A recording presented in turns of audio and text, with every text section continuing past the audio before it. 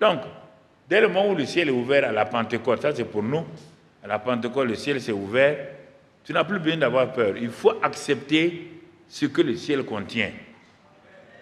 Dans le ciel, là, il y a plusieurs écluses. L'écluse de s'aimer et de récolter.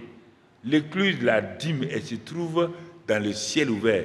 Dans le ciel ouvert, il y a plusieurs dimensions. Tant que tu n'as pas compris, tu as problème. Dieu dit, vous me volez dans les dîmes et les offrandes. Apportez vos dîmes et vos offrandes dans la maison du trésor. Il dit, si tu amènes tes dîmes et tes offrandes dans la maison du trésor, il dit, mets-moi ainsi à l'épreuve et tu verras si je n'ouvre pas les écluses des cieux pour toi. C'est quand on dit, si tu regardes techniquement, va prendre le mot écluse dans le dictionnaire et va étudier. Les écluses des cieux ici, c'est relatif à ta dîme et tes offrandes. Il y a d'autres écluses, il y a les écluses. Il est dit que si tu aimes les gens, les fleuves d'eau vont couler. Donc, dans le ciel ouvert là, il y a plusieurs écluses qui sont suspendues, mais qui ne vont jamais s'ouvrir sur toi. C'est toi qui as la clé. Les gens croient, le ciel, Dieu a ouvert le ciel, mais les écluses du ciel, les clés sont entre tes mains. Écoute-moi très bien, il ne faut pas chose. Mais, puisque dans le ciel, là, il y a la bénédiction et la prospérité à tout. Mais pourquoi ça ne s'ouvre pas? Le ciel s'est ouvert. Je parle du ciel s'est ouvert. Mais pourquoi l'écluse, là, l'écluse financière, là, l'écluse de prospérité ne vient pas sur toi? Parce que tu n'as pas donné à Dieu la clé de la dîme et des offrandes. Dieu attend que tu lui donnes cette clé, il va ouvrir. C'est pourquoi il dit, donnez. Il ne vous force pas. Il vous dit de donner parce que, c'est-à-dire que tu as donné la clé et quand tu donnes la clé, Dieu ouvre. Par exemple, l'amour. L'amour. Mais, toi, tu veux l'amour. Dieu a ouvert le ciel il y a longtemps. Il t'a donné l'amour en toi. Il dit, mais pour que cet amour-là fonctionne là, il faut prendre quelqu'un que tu n'arrives pas à aimer. Et tu dis à Dieu, tu vas décider de l'aimer. Dieu dit, ok, donne-moi la clé. Il ouvre l'amour sur toi. Il y a le ciel ouvert. Dans le ciel ouvert, il y a les écluses maintenant. Il y a des écluses, il y a des écluses. Et quand tu pars voir un bateau et tu vois le mot écluse là, tu vas trouver que l'écluse là, c'est un endroit où le bateau là est en train de passer pour aller chose. Ce n'est pas tous les bateaux. Mais il y a tellement d'écluses fermées sur toi, pourtant le ciel est ouvert. Parce que tu n'as jamais remis la clé à Dieu. Quand j'ai compris les écluses venant de la dîme et des offrandes, je n'ai pas compris. J'avais tous les motifs pour dire à Dieu, bon, tu vois, tu comprends, je viens d'arriver, des études, je ne suis pas installé encore, j'ai pris ma petite sœur pour la mettre, faire de la comptabilité, je n'arrive pas à payer tout, tu comprends. Dieu ne m'a rien dit, il n'a pas dit s'il lui comprend, il ne comprend pas, il ne m'a rien dit. Mais j'ai compris, comme ça ne marchait pas, j'ai compris qu'il a compris. C'était à moi. Écoute-moi, hein, ce que je te dis là, c'est quand j'étais assis sur ma terrasse, un samedi, que quelqu'un est venu me visiter. Là, on a pris une borne pour préparer. C'est son grand frère qui est venu visiter la petite sœur. Elle tenait un livre dans sa main. Je lui ai dit, il dit, non, c'est un livre de témoignages de dîmes et offrandes. Quand j'ai lu des témoignages, j'ai dit, ah non, Dieu, je suis un voleur. Mais Dieu dit, donne-moi la clé. Tu as volé? Il dit oui. En faisant quoi? Donne les dîmes et les offrandes. Il y a tout ça là. Dieu a dit, si tu veux que j'ouvre les écluses des cieux, la partie de l'argent là, donne-moi chose. Bon, j'ai dit à ma femme, j'ai dit, bon, on va donner. On s'est repenti d'avoir volé Dieu. On a décidé de lui donner. On a dit, Seigneur, prends la clé. Tout. En une semaine, ma vie financière a changé. En 1976 jusqu'à ce jour-là. Tu entends? Quand il te dit, donne la clé, là, donne. il va ouvrir. Quand c'était difficile pour pardonner les gens, aimer les gens, je t'ai raconté hier, Dieu m'a dit, le pasteur qui t'a critiqué de leur avoir donné une veste là, faut pas, tu veux l'amour, tu es en train de prier, allez jeûner pour l'amour. L'amour n'est pas donné par le jeûne et la prière. Il faut une clé. Il dit, aimez vos ennemis. Et quand un ennemi te fait quelque chose, excuse-le, crois tout, espère. 1 Corinthiens 13, 4, 8. Il dit, c'est ça les clés. Ah, maintenant que je suis tombé dans ça, je voulais aller prendre ma veste avec le pasteur là. Dieu dit, rentre dans ta chambre. Pardonne, bénis-le. Quand j'ai fait ça, j'ai vu que l'amour venait sur moi. Ah, mais j'ai dit, mais l'affaire est réelle. Donc tu comprends.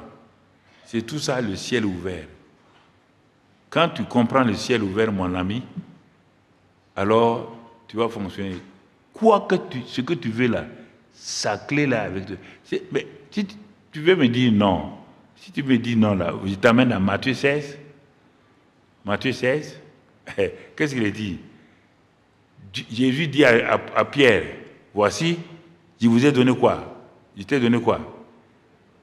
Dans Matthieu 16 là, les clés, non? Oui. Hein? Je te donne les clés du royaume des cieux.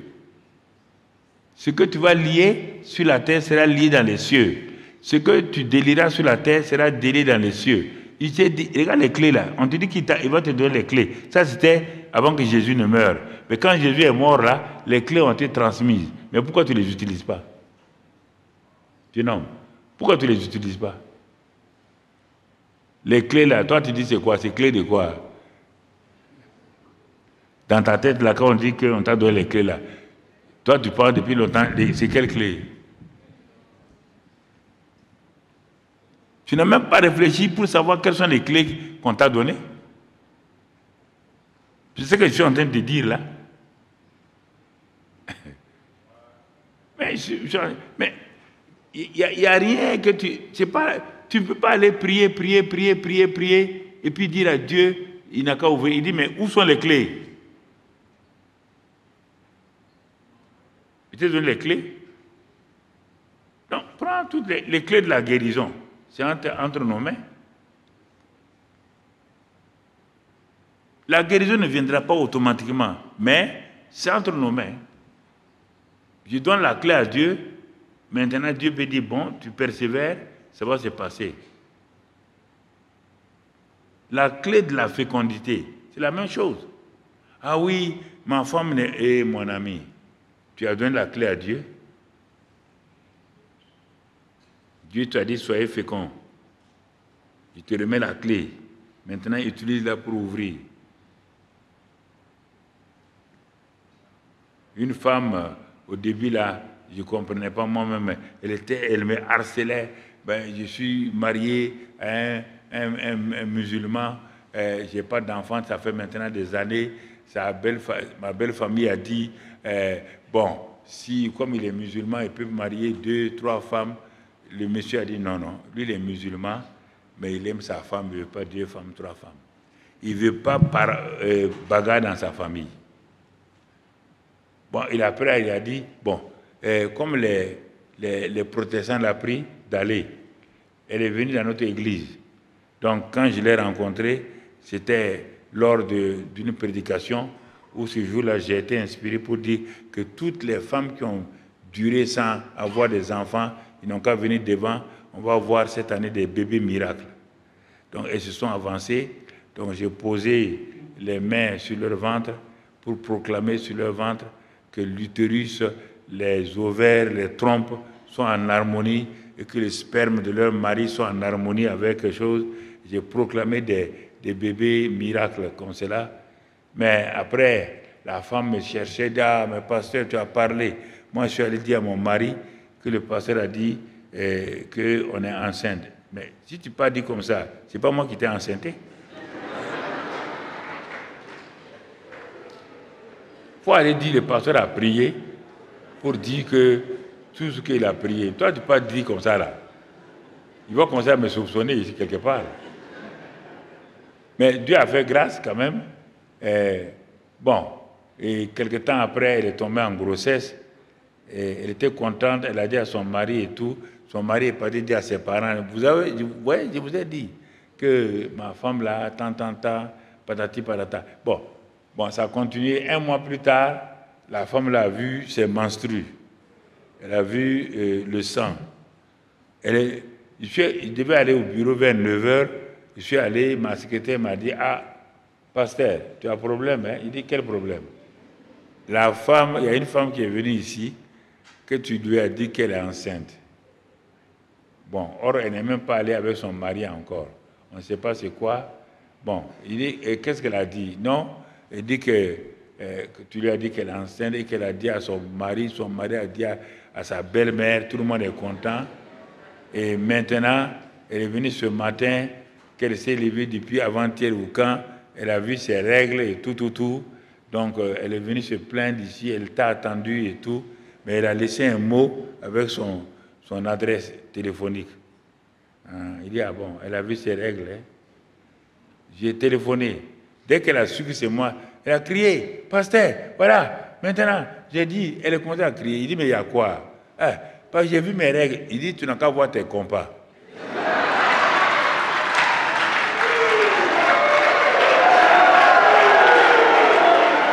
Hey, laisse-moi avec ça là.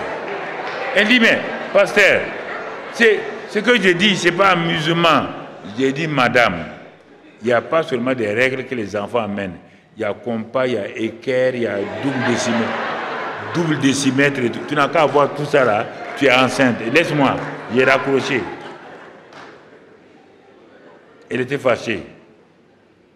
Mais j'ai dit, faut pas me téléphoner. Il dit, mais oui, mais parce que je perds du sang. Il dit, mais quand un homme perd du sang avec son nez, il est en train d'avorter. Je vais mal parler. J'aime parler mal aux gens.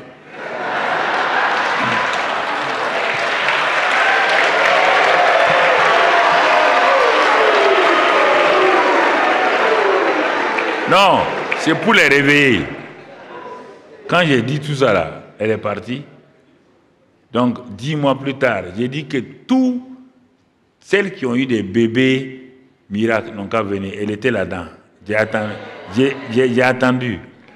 Toi, tu vas être la dernière à témoigner avec tes compas et tes doubles décimètres. Ah, elle a commencé à parler. Elle vient en débat, dit, n'allez pas, hein, tu as parlé, dis ce que tu as vécu. C'est par là que, effectivement, que moi-même, ma vie a commencé à avoir le ciel ouvert là. J'ai dit non, Seigneur. Et j'ai commencé à découvrir. Il faut être conscient que le ciel est ouvert sur vous. Mais écoutez, comme il dit, le ciel là est ouvert. Donc tout est prêt. Il a dit, je vous ai donné les clés pour lier. Lier veut dire quoi? Empêcher, interdire. Délier veut dire quoi? Permettre, autoriser. Il dit, il t'a donné ça là. Pour permettre au royaume des cieux de fonctionner pour que les gens voient que Dieu est réel et son royaume est réel. C'est ça que Dieu te dit. Aie le courage. Commence à le faire dans ta maison. Fais ça avec ton enfant. Fais ça avec ta femme ou ton mari. Fais ça dans ton travail. Quand tu restes dans ton bureau là, tu dis, Joseph est rentré donc dans la maison de Potiphar, mais il est rentré comme esclave. Ça n'a pas empêché. Quand il est rentré comme esclave dans la maison de Potiphar, tu as vu, il est entré avec la bénédiction. Potiphar a reconnu que l'enfant esclave là, c'est une bénédiction, c'est une clé. Jusqu'à ce qu'à un moment donné, il ne prenait plus de choses avec, il dit à Joseph de régner. Potiphar avait des enfants, mais pourquoi il n'a pas confié des enfants? Parce que ses enfants et Joseph sont différents. Quand on a menti et qu'on a envoyé Joseph en prison, même le chef de la prison a vu que ce prisonnier était spécial. Il ne l'a pas mis là où on met des prisonniers ordinaires. Il est parti des maîtres là où on met les prisonniers de Pharaon. On met les ministres de Pharaon. Donc, le chef de la prison a su que Joseph, là, il est de la catégorie des ministres. Il est parti le mettre là, dans la cellule des ministres. Effectivement, Pharaon a puni 2 ministres qui sont venus, ils ont rencontré Joseph. Et le ministre de Dieu a libéré, il a la clé, il a libéré la vie d'un ministre, il a fermé la vie d'un ministre. Tout s'est passé. Quand j'ai compris ça, quand j'ai commencé, je m'arrête dans mon salon. C'est moi qui faisais tout. Il n'y avait personne, sauf que ma famille. Je m'arrête et je dis, Dieu nous a donné les 4 vents de l'esprit que Dieu a dit de souffler dans Ézéchiel 37 sur les ossements. Je commence à parler, esprit de Dieu. Les 4 vents de l'esprit, je mets maintenant, je vous mets en collaboration.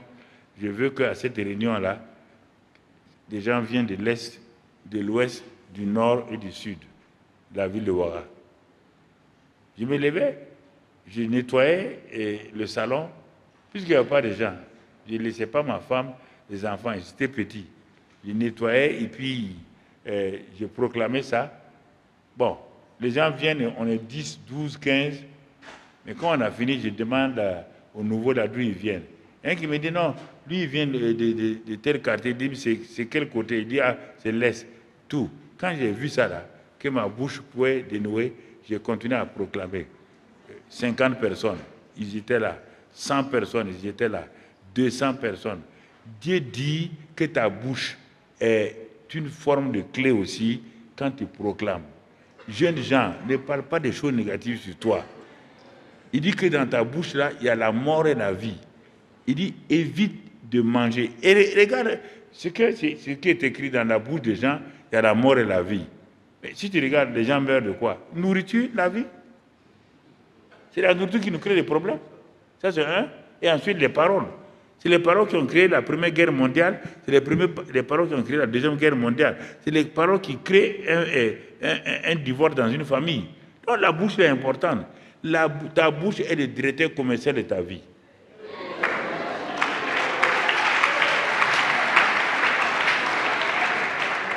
Ne pars pas vendre des produits qu'on ne doit pas vendre.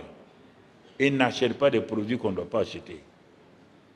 Ton cœur est le moteur, fabrique les produits et ta bouche les vend. Fais attention à ta bouche. Il y a tellement de clés.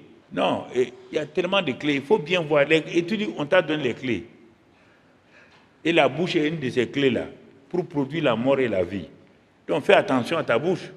Moi, c'est mon expérience d'ancien là que j'ai voulu partager avec vous. Quand tu comprends ces choses, ça va t'aider beaucoup à aller de l'avant, ça va t'aider beaucoup à progresser et à faire ce que Dieu veut que tu fasses.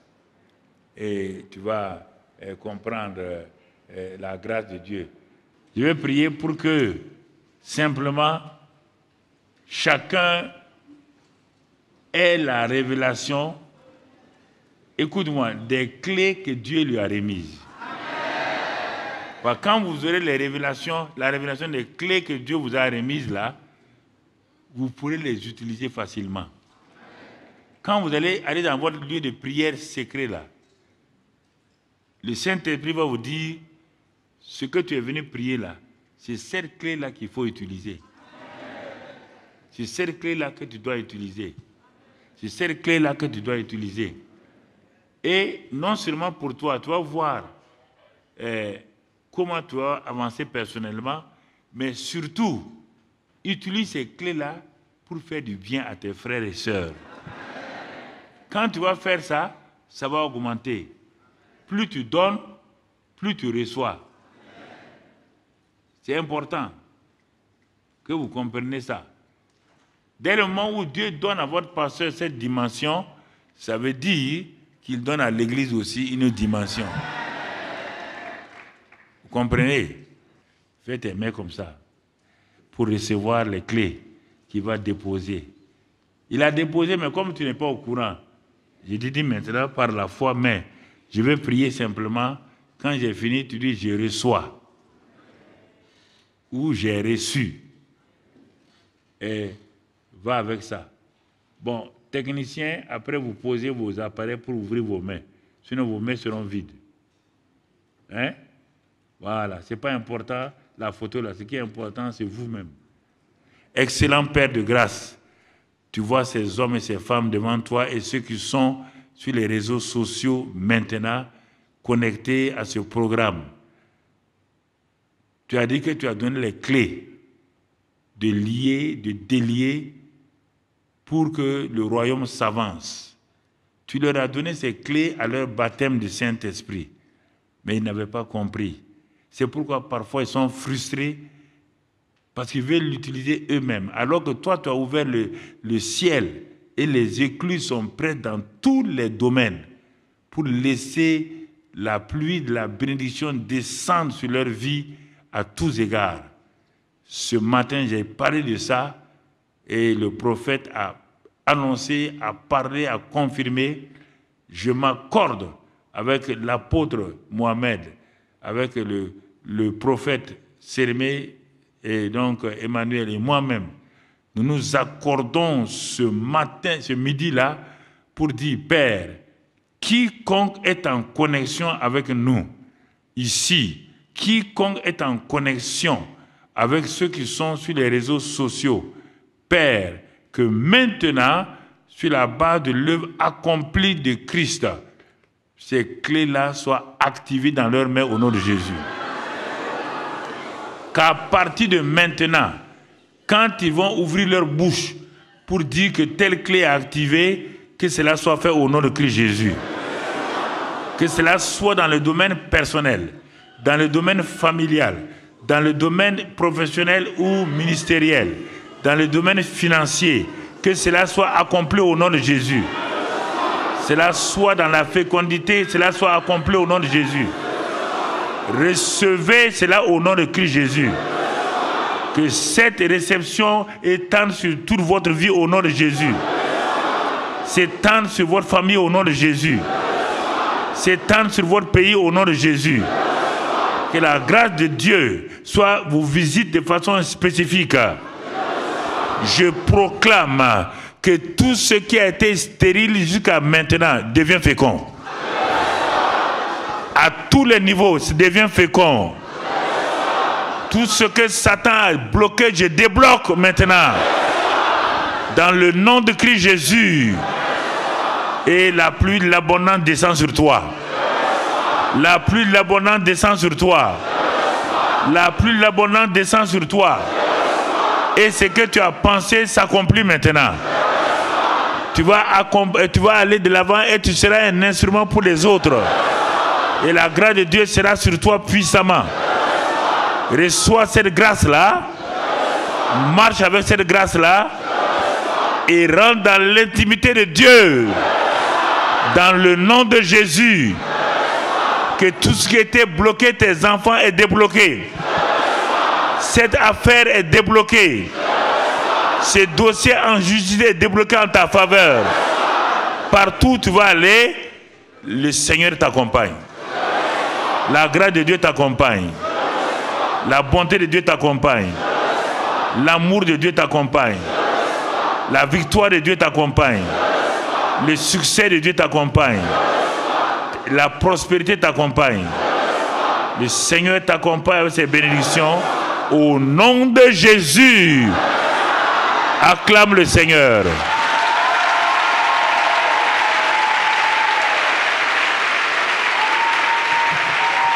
Amen. Amen.